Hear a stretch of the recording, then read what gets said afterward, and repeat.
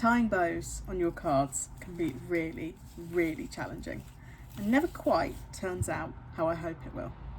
Which is why, in this video, I'm going to show you 3 ways to make bows for your cards that are a little bit easier than tying it around. Now, it's worth saying that not all of these are going to work for everybody, and that's okay. I hope that I'll be able to share some different techniques with you and you'll be able to find the one that works best for you. So, first up, I'm going to show you how I like to tie pieces of string or twine for my cards.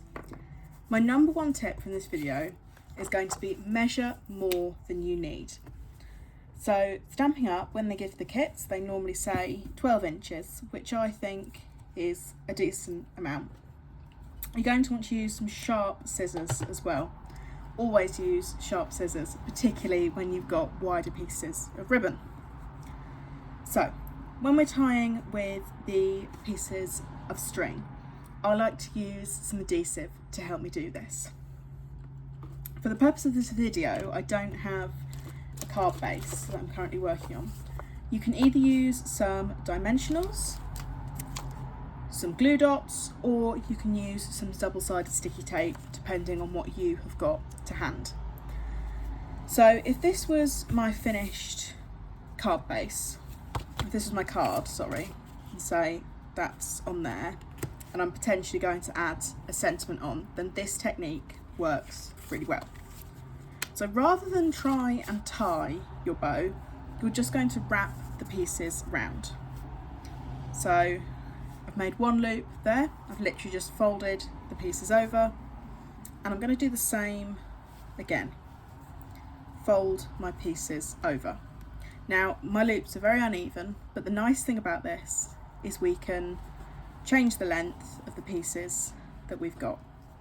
So you can play around with this until you're happy with how you've got your loops and you're happy that they do look roughly even. Now, because we've trimmed more than we need, we're going to be able to trim our ends, so don't worry about making them completely even. And you might want a look with some uneven ends, of course. You're now going to take one of these and just cross it over the other. And the reason you're going to do this is because it's going to make it look like you've knotted it, make it look a little bit more bow-like. So we've had 2 loops and then we've crossed over one of the ends, and you can see there how we're starting to get a bow shape. But of course, if I just lift this up from my paper, I won't have a bow anymore, and that's where our adhesive comes in. So like I say, either use a glue dot if you want it to stick flat, some double-sided tape, or if you are sticking a sentiment over here and you're sticking that on with foam pads, then you can use one of the dimensionals. So obviously you would line up your sentiment and work out where on your card base you want it to go, but I'm thinking it's going to be about there. We're going to peel off the back, and this is the slightly tricky part, is we want to take our perfect bow shape and get it stuck onto there. So I'm going to pick it up by the loops and sort of lift it up, and my pieces will stay in about the same place, and then I'm going to pop it down onto my dimensional. And then I've got the opportunity to just move the pieces around as I wish or as I need, and when I'm happy with how I've got them, that is when I'm going to press onto my dimensional and hold everything in place. So it now looks as though I've got a bow. You're probably thinking, well, that's all well and good, but you've now got a rather ugly looking dimensional on your card. And that's where your sentiment's going to come in and save the day. So if I take this circle, from one of our new ephemera kits, and imagine I was putting that on there, you can see I haven't made my loops quite big enough, but I've got 2 loops and 2 tails, so it looks like I've got a bow. I've then used my dimensionals to pop that up, and just like that, we've got ourselves a card with some nice ribbon or bow. Like I say, this works really well when you've got thin ribbon or when you've got the twine. So that's my first technique. The second technique I'm going to show you is using this gorgeous Peaceful Pine. This is bordered ribbon. Now, I find this technique easiest when I've got thick ribbon to work with, but some people might find it easier with thin, of course. I do think it works with the twine as well, but having a little bit of ribbon to grab onto can help. So again, I've cut myself a piece to 12 inches, and again I'm going to make 2 loops like bunny ears, and I do want to try and get these to be about the same. So I've got a flat piece of ribbon and I've essentially folded one piece in and then folded the second piece in. I like to leave a little bit of a gap between them, but that's essentially what I've done there to end up with 2 bunny ears. I'm now going to take them and I'm going to cross one over the other, and I'm going to then pull this one underneath and through. Now this is where this technique gets a little bit challenging, is you want to tighten your bow, but you want to be holding on to both of your tails and your loops as you do this, and this is where I normally fail. You can use the desk to help you, and I like to pull a little at a time to try and avoid that happening, which unfortunately it has. I'll just wrap that back through there. Try and pull a little at a time until you've ended up with a tightened bow. Remember, you can always adjust later, so if you don't tie it too tightly, you can always make things a bit longer or a little bit shorter if you need to. Now, I'm not brilliant at tying my bows like this. I don't find that they turn out very neatly, or indeed they turn out very evenly, and I think I'm definitely someone who could now find myself playing around with this for hours in an attempt to get my pieces straight. But for some people, they find this technique works really well. What I have started to do instead of the bunny ears technique is I have got myself a bow maker off Amazon.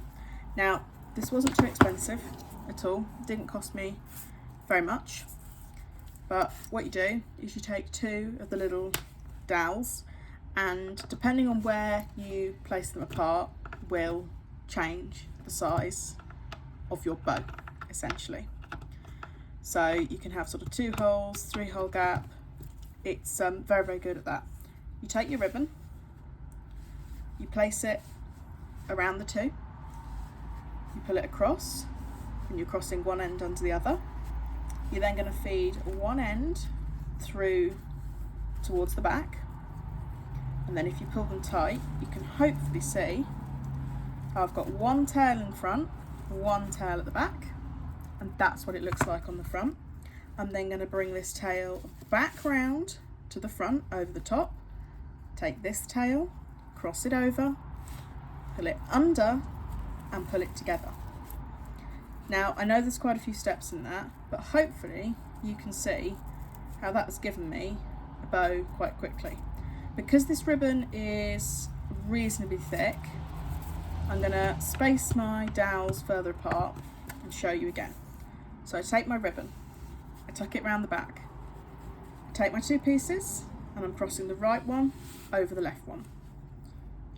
I'm then taking the right piece and I'm feeding it underneath my ribbon towards the back of my ribbon maker, my bow maker, sorry. Once that's at the back, I'm going to pull it over the top. I'm going to take the right tail, cross it over again, pull it under the tail and pull both of the new tails. And then if I pull that off there, you can hopefully see how I have got quite a neat bow. And again, you could spend time playing around with this, changing where your knot is and making it a little bit neater. And again, I'd trim the tails if they've started to fray on me a little bit. So that's one way that I've started to use a lot, because it's just so much easier, I find, than using the bunny ears. But of course, some people with practice get on really well with the bunny ears technique. I'm going to show you with some of this satin ribbon as well, because this is where people find it a little bit harder. It's beautifully silky, this ribbon, and I absolutely love it. And it's also a little bit thinner than the bordered ribbon. So I'm going to bring back my bow maker, but I'm going to make it a little bit smaller this time. So ribbon around the back, pull my tails towards the front. I'm going to take my right tail, cross it over the left tail, take my right tail, feed it, which is now on the left, feed it under, and this is where it's a little bit harder with the silky ribbon. I want to make sure that these don't come off the top of the dowels, so I'm just keeping an eye on those. Fed it under, pull it round to the front, and now I'm going to take the tail that's on the right, cross it over, feed it under, and tie a knot. And this is where you can, while it's still on the dowels, you might find it a little bit easier to neaten up, make it a little bit of a flatter bow, and that's going to be my back, because if I turn this round, it's looking nice and neat on the front. And again, you could play around with how that looks on your card base. Don't think I've tied that quite tight enough.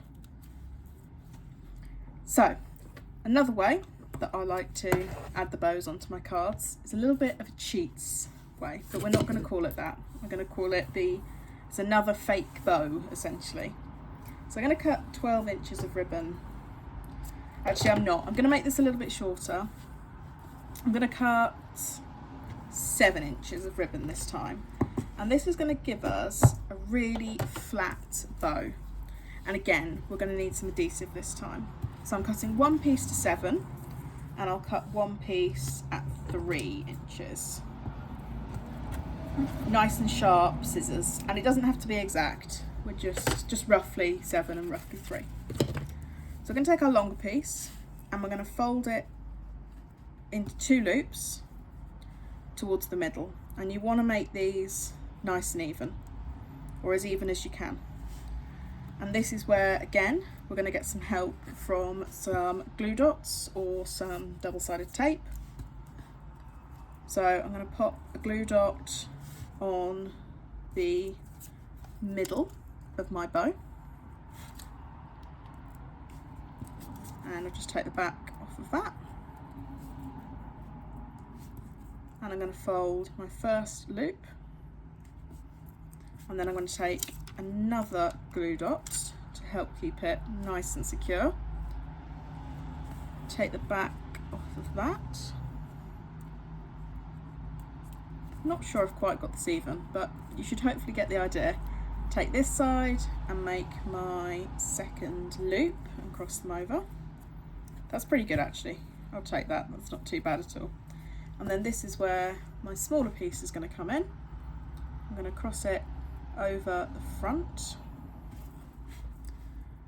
And again, I'm going to use some more glue dots. Stick one there.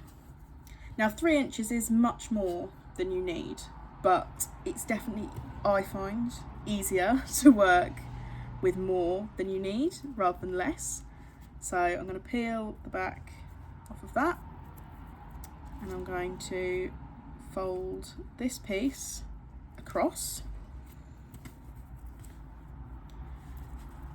And we're essentially trying to wrap our ribbon so that at the front we've got a nice neat piece. So I'm going to trim this now. I'm going to use another glue dot,